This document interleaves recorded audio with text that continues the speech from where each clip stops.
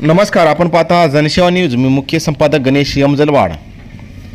आज दिनांक 12/12/2025 रोजी हिमायतनगर येथे काही दिवसापासून बिबट्याचं साम्राज्य निर्माण झालं होतं.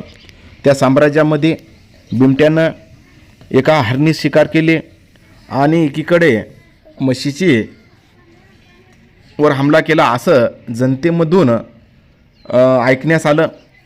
त्यानंतर आम्ही प्रत्यक्षात वनपाल कदम साहेब यांना फोन करून विचारले असता वडगावमध्ये काही जणांकडून ऐकू आलं की मुलावर काहीतरी हमला झाला, परंतु साहेबाला बोलल्याच्या नंतर त्या मुलाच्या शर्टलाच केवळ कापल्या गेले किंवा त्याचे खरचल्या गेलं असं समजून आलं.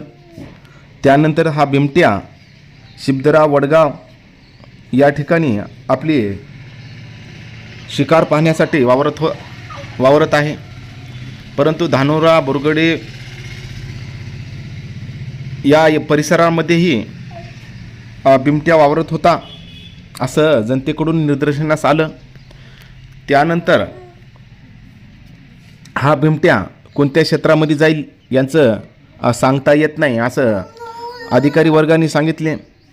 त्यामुळे शेतकरी जर शेतामध्ये पाणी देत असेल तर सोबत आपल्या मोबाईल, टॉर्च आणि गळ्याला मोपरेल बांधून जाणे आणि काही मित्रमंडळी सोबत घेऊन जाणे अशी आपल्या जीवाची हे सुरक्षण कवच अशा प्रकारे करणं गरजेचं आहे. त्यानंतर शेतामध्ये जाणारा शेतमजूर हाही बिबट्यामुळे शेतकऱ्याच्या शेतामध्ये जात नव्हता. यानेही अशाच प्रकारे आपल्या शरीराचं संरक्षण करून जर गेल्यास तर चांगलं राहील.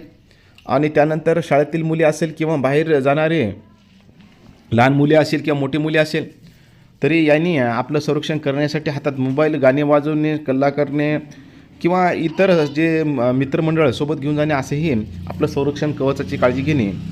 त्यानंतर शेतकऱ्याचे बैले असेल, बकऱ्या असेल किंवा गायी असेल, म्हशी असेल यांच्यासाठी त्यांच्याकडे लक्ष देणे आणि त्याचं संरक्षण स्वतः शेतकरी करणे अशाही टिप्पण्या इथे सांगितल्या आहेत.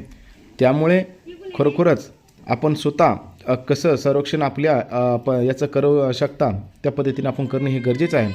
आणि संरक्षण जे उपाययोजना वन विभागाने सांगल्या त्या याप्रमाणे जर उपयोगात आणल्या तर फायदा होईल. आपण पात्रा जनसेवा